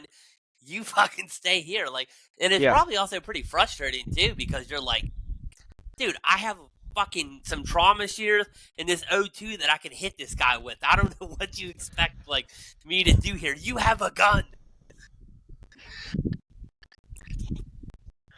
But that's how like you said, like knowing your roles and know what's expected of you. That kind of probably kind of helps, because then that's not the first time when it does finally happen. I hope it never happens. You guys never have some kind of a tragedy like that. But if it does happen, because you never know, you guys at least have a little bit of a expectations, of what to expect. You know what I mean? Like when you go there, like you now know, like, okay, we're gonna go in here, we're gonna have a police officer with us. He knows that he can't leave us. He has to stay here with us. And now the cops know, hey, I know that I have to stay with these guys, even though I want to go find the shooter, because that's very important. I know that I can't leave these guys because they're defenseless. Yeah, and then I mean, of course, on those kind of situations too, they'll utilize like fire departments and stuff too, because they'll Mm-hmm. use the fire department to detour traffic, around that area, because they don't want nobody going around that area at that time, of course. Right. And then you got the people outside, like just the community people, and then like school staff and nurses, and doing triage area. They got we also included the health department in on our mass casualty, because and they're the ones that brought the the triage area, the tarp and stuff. So the green, yellow, red, and black. Yeah. And the nice thing is we got a grant in Wetzel County, and so I don't know if the other ambulances got it too or not, because I just really run with Wetzel County EMS. But like all of our ambulances have 2 vests on it. So we have 6 ambulances. Each ambulance has 2 bulletproof ballistic vests with ballistic helmets on it. Okay. So it's really I nice don't that know if Monty MSs are ballistic. They may just be stab vests, but I don't know. Like I said, I'm not like up, like touching their vests and stuff. Like, hey, like, you think you can take a gunshot with this thing? Like, yeah. I'm not sure, but I have seen some of them that have worn like tack vests before. I believe I actually started to see it a lot more after they had, I don't know if it was the EMT or the paramedic get stabbed in the back of the ambulance that time. Like maybe a year ago, maybe 1 or 2 Yeah, I years. heard I about believe they that. started wearing them after that, but I don't know if they're like stab vests or they're actual ballistic. But listen, if they're going to send you guys inside of a school, right, which is an expectation, then they need to provide you with, at least give you a chance. Yeah, and I'm the kind of person, I'll just throw it out there. Everybody calls me a wanker, because I have all this stuff that, I carry, and they don't think that, it comes in useful. But I use a lot of the stuff that I carry. So like I have my own bulletproof vest, and I've already used it once this year. I was in an active shooter situation, but I've already done my my GSW for the year, and You were in an active shooter situation? well, it wasn't an active shooter. The shooter is already gone by the time we got there. Oh, okay. But we got paged out for GSW, so I automatically just grabbed my stuff, threw on my vest, and Sure. I hopped on the ambulance, and it ended up actually just being a domestic issue and stuff. And the guy that was the one with the gun, he actually got shot. The cops seen him, and So, but besides that point, I'm that kind of person that's prepared and stuff. I like having that kind of stuff with me. It's fitted for me and everything. I know it's going to be comfortable. It's got my stuff on it. I know exactly where it's at. I know nobody's screwed with it. Because it's not like a thing like everybody in the agency has access to. I have my, Yeah, that's just nice. where. So I think that in a perfect world, like everybody should have their own stuff, right? Because then you don't have to rely on making sure that the last person that used it left it in good shape, or put it back the way it should be put back. It's not damaged or anything. Yeah, and just for every But funding, though, call. right? Like funding's a huge thing. Oh yeah, funding. Just like for every call though, I go on like I have a drop leg pouch, because sometimes I Hmm. get, we get in situations where you're like, oh, I wish I had this, or, but I didn't bring this. You don't want to bring the whole ambulance in on every call. Sometimes you're surprised with things Yeah. that you're like, oh, well. So for me, like me being a paramedic, I pack on my leg, bleeding control, an IV kit, Hmm. just like, a pulse ox, 'cause pulse ox, is, pretty handy just to have in the house if you don't carry it in a first out bag or something, a flashlight. But And it's funny that you call it a first out bag, though, because like it's kind of insane. Like you said, like you take pride in how you work, but then it's crazy that you'll see some crews go in there with the clipboard, right, and yeah, then try to figure out what's going on, and then think, okay, we need to grab the bag, but like, why don't I just take it? You're like over prepared, right? Like you're in your head, you're thinking like, if I go into this house, in whatever the situation may be that you didn't get, like actually like informed about before you get there, you're like, all right, if I gotta go in here and put an IV in, I have my IV kit. yeah, and I mean, obviously, I'm still going to have to go back to a truck for like narcotics or something if I have to give a Right. medication, like but I'm if it's not something narcotic based, my partner can obviously go get it while I'm starting an IV or something. Mm-hmm. Like if it's something like like a diabetic or someone's heart rates through the roof, and I got them there on the monitor with me, and they can go grab that stuff while I get all that done and get some history and something, or like in this state we can, as first responders, you can carry most of the BLS meds yourself, and it's Mm-hmm. not like illegal or nothing. So like Mm-hmm. my radio strap, of course I got my radio and it's got my trauma shears on it, and I got a little tack pack on it, so it's got some of the BLS meds in there, and Narcan or whatever. I'm everything I have on me. It's based off of an experience that I've had, where I've been like, oh, I wish I could have that on me. So Mm-hmm. and people Yeah, always, because you didn't even know that you needed it until you actually did, right? Like you're like there was that one situation where you're like, shit, if I would have had this, it would have sped the process up, or could have changed the outcome or something maybe. oh yeah, and you know, I'm I'm a really big fan of the tactical world, and me and my partner on the weekends at Salem, we actually took a tactical class in Canton, Ohio, over the summer, which was really fun. Um, it was a great experience, and um, it was the Tech Class TECC, Tactical Mm-hmm. Emergency Casualty Care. So it's more built Mm-hmm. towards the civilian, instead of military. Some people will be like, I took, was it T? It's not TECC, it's TCCC, I think, or something, which is geared for the military, which really isn't going to. I mean, it'll help, but it's not going to help us the most here because we're dealing with civilians and stuff. We're not in the military here, so. It was like Vanessa's Canine College or something like that. She teaches does Hmm. canine training, and she's also a paramedic, I believe, and she does the national courses. So So when you took that though, did you feel like it like made you a better like medic? You know what I mean? Like kind of made you have maybe even helped your mindset with certain things, like the way that you. it changed my mindset, yes, for sure. Of course, we had to go through all the bookwork stuff, and it was Mm-hmm. boring. I pay attention, I learned, but the second day it was nothing but scenario Like hands based. on.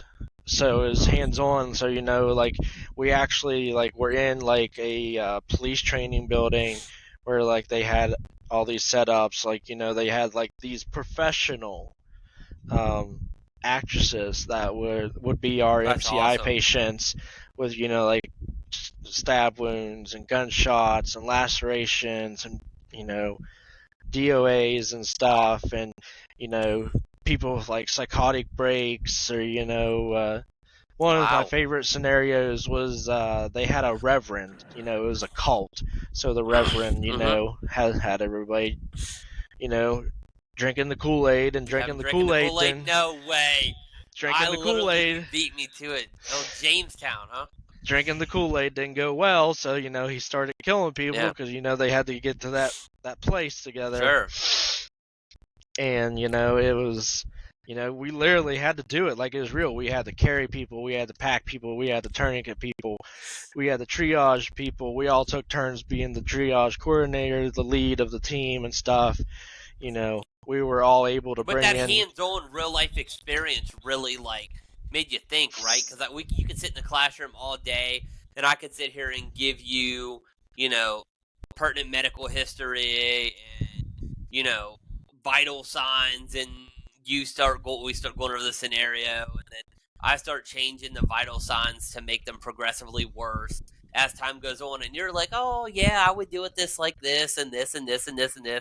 And then if I have a guy coming here that act like he just got filled with lead by a shotgun, right? Like he tried to break inside somebody's house and he's sitting here bleeding out in front of you, and I'm like, all right, save this guy's life.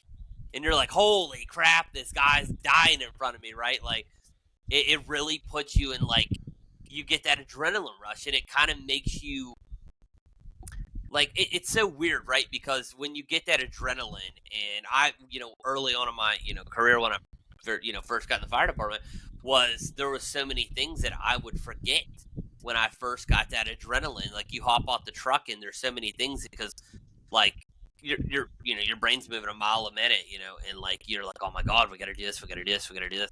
But then you're not thinking about your own safety, right? That's you're not thinking okay, this guy just came in here, into this room, he got shot or whatever. Where's the shooter at?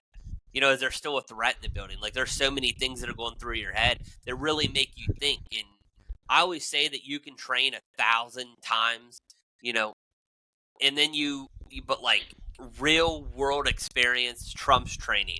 It really does. Yeah, it And, really it. and that was great that you got an opportunity like that. I think that sounds awesome. You guys had real actors, and you had somebody that really honestly was convincing that they're dying, right? And you're like, holy shit, I gotta save this person. Oh yeah, they were super convincing and stuff, and we had a couple scenarios where it was like a bomb, and where like some shooters came back, so they had like real shooters come back, and they had guns that actually That's made like the awesome. real sounds and stuff. They were coming at you Wow. and stuff, and uh, they had all the rooms, the whole entire building had like surround sound, speakers that was connected, Bluetooth of course, and the sound carry Yeah. out, or like if the sound was supposed to be just in this part of the room, that only those speakers played and stuff. Like Yeah. it was completely, almost it was closest to the real thing as you ever would get.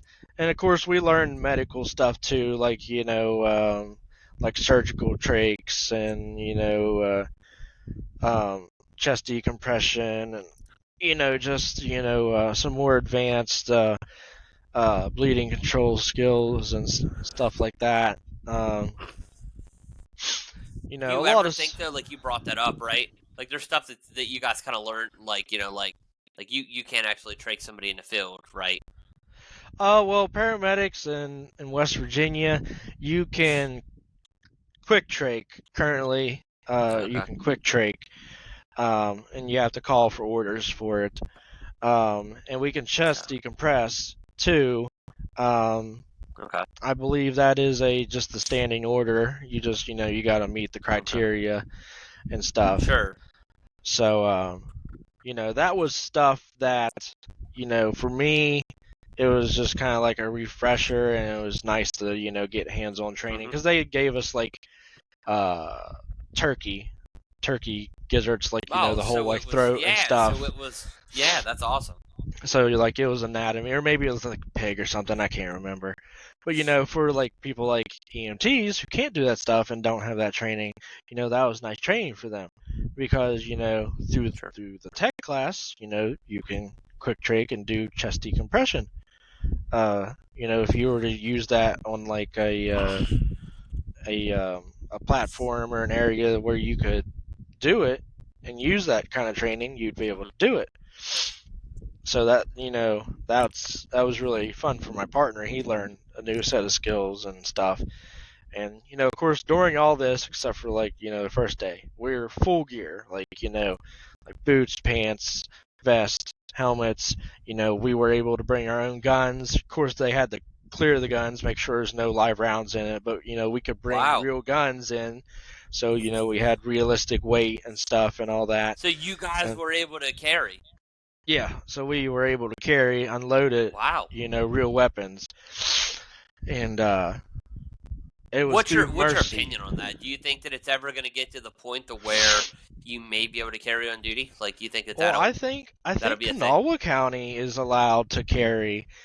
I've heard Really? that, but like it's like the only county just because of how like messed up it is down there. Whether that's true or not, I don't know. I don't know anybody from Kanawha County really, truly. Because that's actually been brought up before. Like, there's like, just like BSing at the firehouse before. Like, yeah, man. Like, what if we could carry, right? Like obviously, like you're not just gonna be like, somebody's gonna like yell at you, and you're just like, the fuck on the ground. You know what I mean? Like, you're Yeah. not gonna. But like, you'd have to obviously use your brain there. But I mean, there's very well situations that you guys would get put in a lot because sometimes you beat PD there, and sometimes you guys have to also stage, which kind of puts you behind on giving the patient care. But I mean, it's obviously not like they're going to send you in the front lines of an active shooter and be like, "All right, go in there and neutralize the target." Yeah. But for your own self defense, you never would know. And I don't know, if we'll ever get to the point where they'll start taking steps towards that, or I'm there's I'm pretty sure all first responders, all EMTs, paramedics, to some extent have something on them they could defend themselves with. It's most likely not a gun, but if you've done this for any extent of a time, you've been in a situation that was really screwed up, and you actually felt threatened for your life. So yeah, yeah, yeah. I never Yo, carry a yeah. I gun. mean, my instructor told me that one time they went there just for like a cardiac arrest, and the son actually called 911 because obviously his dad said, and they're working this guy, and the guy, the son comes out with the gun and was like, "Listen, if he dies, then I'm shooting you guys." And it's just like, you wouldn't think like to call PD there, right? Like, there's no reason for you to ever think that you would be in any kind of harm's way. That's just a regular call. But they were literally put in a situation where there's a guy pointing a gun at him. Yeah, I had an So instructor that it, had that same situation in Doddridge County, so the world's pretty hmm, messed up, and I could it only, is, man. You never know. You never know what kind of situation you're going to be put in. Like, they're risky. You know what I mean? Like, they are. I mean, I've been doing this for 80 to 150 hours a week for 5 years, and I still meet circumstances where I'm like, I'm not really sure what to do, you know, or I'm Yeah. just like, well, this is different, No, and I definitely understand. It's you do you ever feel like you kind of get burned out though with like working so many hours and you're in a stressful field, or do you feel like you have good Like and this isn't like a question to like try to bash like any agency you work for. Do you feel like as a EMS worker that you guys kind of get the care that you guys need to like to like Um, I definitely get stressed out some days. Um, sure. this week, I kind of did because I worked more hours than I usually do. I usually end up having 3 days off a week, which is nice because Now, do usually I, you guys work any 24-hour shifts up there? yeah, actually, so at Salem I do a 48. Wow. So I Okay. start Saturday morning at 8 a.m. and I got off Monday morning at 8 a.m. I have Monday off, and then I go to Wetzel for a 24, 8 and then I'm off 8 to 4 on Wednesday, and then I do a reverse 16 starting at 4 p.m. on Wednesday. Dang, dude. So that's my 48 and 40. Then I have Thursdays and Fridays off. So this week I picked up, a full worked all Monday. So these are my 2 days off. That's a lot, man. That's a lot. Yeah, and I believe at Mon though. I believe now there's not any crews that work 24 hours. I believe they just all work 12-hour shifts now. Like like what's your opinion on like do you think that in a busy department do you think that maybe you should be limited to 12 hours? Just it's all call volume based and stuff. And I mean, a lot of it also has to deal with it's just a fact. Sometimes we don't have great bosses, and sometimes they don't care about your well-being and stuff. They just care about that dollar. But that's true. I'm very grateful to say that I have amazing bosses at Wetzel and Salem and Anmore. I don't work at Anmore anymore really that much because I don't want to burn out too much. But Yeah. I don't know how you could work there. I mean, I you basically definitely be, going from one place to the other. Like, I don't know that you'd have any free time. yeah, basically, and that's the way I used to live.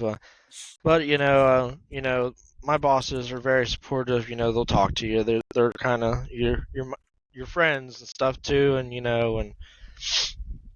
I think they're two of the very best places to work because I've seen some of the places around the state, and, heard the people talk about it. I've worked at some different places, and just things I can't stand. I can't stand agencies that don't see their employees as assets, and some places just see them as numbers and means to an end. You know, I think a company thrives a whole lot better when a director or a boss sees their employees as assets instead of Hmm. just a warm body to fill a spot. And I think that's a lot of the problem with EMS and stuff. Like they'll just run you to death, and some of them really do die. They'll run you until you're so tired you wreck. We see several ambulance wrecks and accidents that end up in fatalities throughout the year, and then you'll just see like a Facebook post, and then they'll have like a pizza party, and it'll be all over. Like, all right, let's continue. Yeah, it's kind of crazy, man.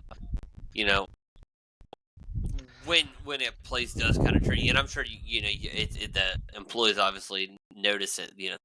That they're just a person there to fill the truck. Yep. It's kind of sad, man. It really is. Like, and it's something. I don't even. That's not probably just EMS either. It's just anywhere really. It's just the greed, right? Like some agencies kind of treat it like it's a business rather than a service. Like you're there to provide somebody a service and not just make money off of them. Like it's crazy, man. It really is. Oh, obviously, you have to kind of treat it like it's a business too, because that's how you make money. But you can't Yeah. put dollars in front of your people. They're fine That's how, lines, honestly, that's how you get sued too, right? Like you gotta make sure that you're treating your employees right and making sure that they're taken care of because what what if you're working, a stupid shift and, like you're just like worn out and you guys have expressed before, like, hey, we can't keep doing this. And then, supervisor's like, oh, well, I don't know what to tell you, you got to do it. And then you make a mistake and you kill somebody or something. Then they're like, oh my God, like, why didn't you tell us? It's like, we have told you. You knew this. Like, this wasn't anything new. Like, you knew that you were putting us in a situation that, we didn't want to be in. And you were doing it to make more money. Yeah, and you're 100% right. At the end of the day, I mean, a company with happy employees is going to be a better place that people may want to flock to and work for. And, you could usually tell which agencies are not good agencies to work for because it's usually the agencies that are struggling. Yeah. Me personally, I don't like politics, and like I said, I don't like people that look at us just like numbers. I like people to look at us like, we're humans, we have lives, and, we still need to be able to feel as such, or we're just going to get burnt out and not want to give you our best. If I feel overwhelmed, stressed, and, and say I ask for, like, this day off or this day is really important, and you're like, well, you need to go find your own coverage for something or whatever, you can't have it off. Or, even if you have paid time off or something like that, that makes it really hard because, well, first of all, EMS is already short-staffed. Yeah. And then you're just going to be there and you're just going to be like, whatever, and that's just going to create a bad atmosphere for your patient care. You can get sloppy too, right? Yeah. Like if you don't want to be there, like you said, patient care, if you don't want to be there, you'll be like, whatever, I don't care. And it's not that we don't. Yeah, and it's not that we don't want to take care of people, but everybody reaches their point, their burnout, and I mean, some agencies just act like it's not a thing, and there's usually the agencies that have the people that don't run on trucks at all. I don't think EMS agencies should be able to be ran by anybody that does not run on a truck or do something, that still puts them in the field. Like, yeah, they definitely lose touch, right? Like, when you're sitting behind a desk every day and you're going to sit here and tell me, well, we tell you, like, or you come out with some kind of bullshit policy or something like that, where you're like, well, this is the way it's going to be, and you're like, well, that doesn't work out here, and they're like, well, make it work, and it's like, you don't care because you don't have to deal with it, right? Like, you at the end of the day, you don't care. Like, if you would have to, and I'm sure that this has happened a bunch of places, there's policies or just like the way the procedures are and stuff like that, totally fuck the whole situation up. You know what I mean? They shouldn't even be there. But if the people that wrote them or, put them in place actually had to deal with it on a day-to-day, they'd be like, why are we doing it this way? Yeah, and that's why I think anybody that has anything to do with EMS should have to be on an ambulance at some point and have a minimum set of hours that they have to be on an ambulance. Just like, I have, some medcom operators, it just seems like they lost touch with what it's actually like to be on an ambulance. They just look at whatever that is on that computer, and it's just like, you do this or you don't do this. If you don't do this way exactly, like, it's wrong. And like, I think, medcom operators should have to ride on ambulances or they just can't work at medcom. Maybe not, a full-time job on an ambulance, but you should still have to do so many hours get some real world experience, right? Some set of time, because some people don't agree with the logic, but some people say book world is the same world when you get out and work the job. To an extent, yeah. I mean, the stuff you read in the books is still the stuff that you should be doing in the field, but some things are different. Some things just don't work from what you read in the books or what you read off a computer or something, and you know, Yeah, no, there's it's insane to me. You know, one of the craziest protocols that like I've ever seen is like, what is it? That to sedate somebody, you don't have to get orders, but you can do it and then get the orders. But to restrain somebody, you have to get orders before you can do it. Like, which is like totally crazy to me that you can basically about put somebody out and then ask for permission, but you can't restrain somebody for your own safety and then get permission.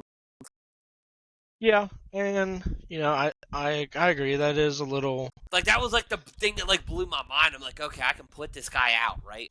But like I can't restrain him, from harming me. Like it's insane. That was like the biggest like whoa. I'm sure there's some sort of Like logic behind it. logic behind it, the difference between physical and chemical restraints and stuff. And I know a lot of the older people, paramedics, they told me back in the day they used to do some crazy things like sandwich people in between backboards and stuff. And you know, some of those people died because they didn't realize that they were being suffocated, Yeah. and they couldn't expand their rib cage and stuff to get air in. So I'm sure there's Yeah, a like you had logic or a the reason EMS behind it. agency that strapped somebody down face first, never checked Yeah, on them, and then they got them to the hospital and they were deceased. yeah, So yep, and I guess I could understand that like everything is like especially in the fire service too. Is like a lot of our rules are because people are stupid. Like, and it's just kind of like either somebody got hurt or somebody just did something that that they were like, yeah, we can't do that again. Like that wasn't like that can't happen again. Like, yeah, there's some pretty big things like that changed, EMS, and definitely yeah, to it's protect kind of mind the boggling. providers, not just the agencies, but and Yeah, it's pretty just a crazy to me, man. crazy world, and there's never an end to it. And Well, Wesley, I mean, I think we pretty much went over your whole career, right? And you gave us some backstory and a little bit of your experience and stuff, and kind of your opinion on some things, and which is great, right? Because when I first started this, um, I've only actually Dylan was on the fire side, right? Like, and then you're actually the second person I've ever had on that was more strictly EMT paramedic. Actually, the last two people I've had on have been paramedics. I haven't actually had an EMT on yet. Um, but that was one of the things. Like people were like, "Oh, bring somebody else on." But like, I always told them, I was like, "Listen, firefighters, they love to talk, right? Like that was a thing. Like they love to open their mouth up. So it was so easy to get people to come on and get them to talk and and tell me stuff. Like I always tell people the easiest way to know if there's a firefighter in the room is as soon as they open their mouth, right? Like they'll tell you. yeah, You don't have to ask. They'll tell you like, "Hey man, I'm a firefighter." Like they're like, "All right, cool, man." Like I didn't fucking ask. yeah, yeah, Yeah, that's it's true. Like it's true. Like this guy's up here fucking ordering. Like at McDonald's, this guy over here is like, "Yeah, man, fuck. There's fucking there should be fucking smoke detector right above that register right there." Like I'm fireman. Like, all right, dude, cool. Like I'm trying to get my fucking food and leave. Get out of the way. Like, but yeah. I. But I appreciate you coming on, man. I really do. Is there anything else you want to mention? Maybe give some shout outs or something like that. Maybe some people that helped you out along the way that made a difference in in your career. um, yeah, there's, I know I mentioned my EMT instructor, Michael Tanner. He's, you know, he's old school. He's a military medic, and he came back and did civilian. He's a flight medic now, an instructor and stuff, and he teaches all over for WVPST. And at first, I thought he was, just kind of an ass, but I grew to really like him because he's blunt and he's straightforward, and he just tells you like, okay, this is the way it is. This is how you're going to learn it. He's been around the block, and he has these ways of just making things stick with you. And he really, a lot of things he done stuck with me whenever I first became an EMT. And then throughout my paramedic class was taught by Ray Wolf, Shane Morgan, and we had some adjunct teachers. God, I can't remember their names. They work in various other places around. Like the one has a spot with the airport in Harrison County. With like safety and stuff and something. And then another one's a flight paramedic as well, health net. But my Ray and Shane really helped me through paramedic class, and I think they're the absolutely most fabulous instructors. I don't I don't know if Ray teaches really through Pierpont anymore, or Shane does, but Shane Morgan, he had that military background again too, and he was just always with it, stay with it, and do it this way. This is the way you do it. And Ray on the other end, she was kind of laid back, but she had the same do it this way, repetition and stuff. But if you didn't understand something, she had a very laid back, simple way to understand it. It wasn't over complicated. And I think my paramedic program, it was one of the best life experiences I ever had. And they were just they were true instructors. It wasn't just a teacher that threw a book at you or something and said figure it out. They were there for you. They wanted to make a fabulous paramedic out of you. And which is awesome, man, because I just don't understand when you have an instructor or a teacher or whatever that like loves like making you feel stupid, right? Because like, what the fuck are you there for if you just want to like get off on like people feeling stupid, right? Like if I feel stupid and you're my teacher, then doesn't that make you look bad, right? Like you're the one that's supposed to be teaching me this stuff, and you're like, wow, this guy's dumb. And it's like, well, man, I've been taking the class from you. Like, maybe you're not doing a good job teaching it. So it's really nice when you get a good teacher instructor that like really kind of goes out of their way to make sure that like you understand it. Oh, absolutely. And they were always there for us. They were available. I know earlier we were talking about some people through the program, the newer program, that might not have been available and stuff, and it wasn't the greatest teachers, but they were always available. We had I don't think we had their numbers. Maybe we did or not. I don't know.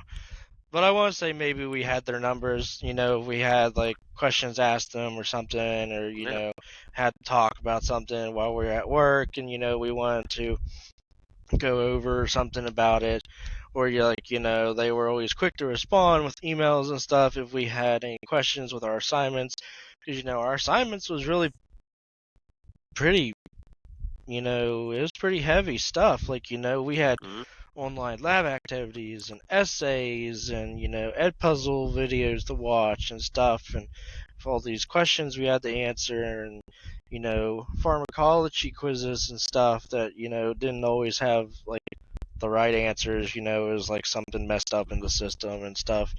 So they were always there to help us, and a lot of people, our class started out really big and ended up really small at the end. But that's the way most EMT or paramedic classes are. But Yeah. they did their absolute best, and then at the end, they turned all of us into fabulous providers, and you know, it's just when a teacher has a connection with you and your teacher tears up a little bit when she sees all of her students that worked so hard for her graduating and passing their skills testing and stuff. That's a great teacher right there. A great instructor that really cares about the outcome of the people that she's trying to educate. And, you know, Yeah, I actually heard one time an instructor actually, and I was like, "What the fuck?" Was like, I'll give you the information, and if you fail, you fail. And I'm like, "What the fuck? Like, what kind of instructor are you like that? Like, you're just gonna say I'm gonna give you the information, and if you fail, it's your own fault." And it's like, well, if everybody keeps fucking failing, then there's probably something going on here. Like that, if everybody's failing that you're teaching, like there's probably not them. Maybe one or two people every, of course you're not going to have like a crazy pass rate. Actually, I heard that like, the national EMT test is, like, and, it's like really hard, right? Like, obviously I took it. I know that it's harder. Like, I also didn't understand when I took it at first that like, I don't know what the word is for it, but like, if you get an answer right, then the next question is like, harder. And if you get that question right, then it gets like harder as you go. yeah, it kind of levels out and figures out your level and then gives you Mm. questions on that level. And, I forget what the Do you word they like that though, use is. right? Because like if I'm dumb as shit and I get the first three wrong, then I feel like I'm better off than, the rest of the test rather than if I get the first six right and then I'm like it starts hitting me with some real crazy stuff the whole rest of the quiz. Like, do you think that it should be like where there's six tests and they're all that obviously you can have the same, but you have six and they're all the same level, and then you just give them to people randomly, or do you think that they should be where if more challenging as you get them right? I think the system that they got is Pretty a good. really good system because I mean, it doesn't really prey on your weaknesses, because I mean, it doesn't seem like it preys on your weaknesses because we always say as instructors and stuff that we're not here to fail you. We're here to Mm. help you. So I just kind of feel like the system's there to help you instead of, be like, all right, you're either going to know these questions or you're just not going to be a provider. So, Yeah, no, I understand I that. think it's a really good system and stuff. And as long as, you did your work and stuff and, you study really hard. I mean, there's some things, like people are just bad test takers or get real bad anxiety or stuff. And, that just throws them. But, if if you're not one of those people, as long as you study and you put your heart into it and all that, you should be fine. And some people say, if you get cut off early, you failed. It cut me off at Hmm. 79 and I passed my first try. And then some of my friends, they made it all the way to basically what I think it's 150 for a paramedic national 100. registry test. Yeah, it's 120, I think, for EMT, and I went all the way to 120. Like I said, I failed by 10 points. I honestly thought the whole entire time I was like, I fucking failed. Like I was like, I know that I did awful, and then I would have rather failed by 200 points than I would have 10. Yeah, it Like pisses you off when you're it that drove me close. wild. Oh my Yeah, god, yeah.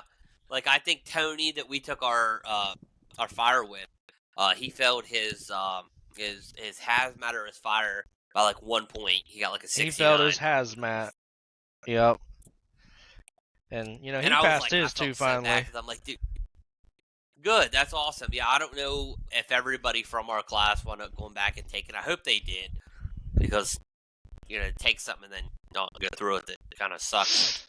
Yeah, I know I passed and Tony passed. Shania passed. Shania is actually one of my partners at Salem right now, so. But, yeah, I think most of them passed. I've seen a couple of them. But, like I said. But, oh, yeah, they're kind of up in, a lot of that class is more up in your neck of the woods, right? Yeah, there's a lot of them that was from around, Harrison County, and I think we had some from Lewis, and, there's a handful from, Mon, and, we had a couple from those crazy areas, like, what, Snowshoe area? There's a couple. Yeah. Shaver's Fork? Shaver's Fork, yeah. Yeah. Yep, that was a little bit up there, yeah. Yeah, that was a little ways away. It's crazy how far people drive for classes, man. It's insane to me. Like when I took my Fire 2, there was somebody from like all the way down south that came up, and I was like, "What the fuck?" Luckily, it was an online class, so they only had to come up, for 2 days on the weekend on that weekend, and then but and it it's was nice. Insane. Some of those departments will pay for your lodging and let you take a company truck and a card. So I mean, that's nice for them. But it is. All right, man. You up here sirens. So got anything else you can think of, man? I think I've held you on here long enough hostage. I think I'm pretty good for now. I think I ran out of things to say. All right, well, I hope you had a good time. That's why I do it, right? To have people come on, kind of tell their story and stuff. And you never know, man. 10 years from now, you may look on here and you may have a total different perspective on things, right? Or like, it's so weird. I'm sure there's 10 years from now, I'll get on here and be like, "What the fuck was I talking about?" Yeah, but I'm definitely. I'm gonna try and get our boss from Salem, see if he'll do this. Listen, man, I love when people want to come on. That's like my thing. Whenever I first started this, I was thinking like, how the hell am I gonna get people to come on here and let me talk to them? But then it was kind of easy. It really was. Like people were waiting for a platform to kind of come on and talk. Yeah, and he'll be able to really put a lot of light on things that I don't know a whole lot about. And like I said, he's got a just a bunch of, different areas of education that I don't. Like, he's very educated in management and, insurance and stuff like that. Like he's definitely meant to be a leader of an EMS company, and I think he does a fabulous job, and I'd love him to come on here, and hopefully I can get him to come on here. He's pretty busy a lot, but just talk to him and stuff, and like I don't really have a set date on when I do things. I kind of try to work around my guests. So yeah, just have him get a hold of me, or you get a hold of me, or whatever, and we'll set something up for sure. All right, well, sounds like a deal. Well, I appreciate you coming on, and basically letting everybody else know your story, and like I said, let me talk to you for about 2 hours. So, all right, man, thanks for coming on, and I hope you had a good time. Hey, you too. Have a good night, man. All right. You too, man.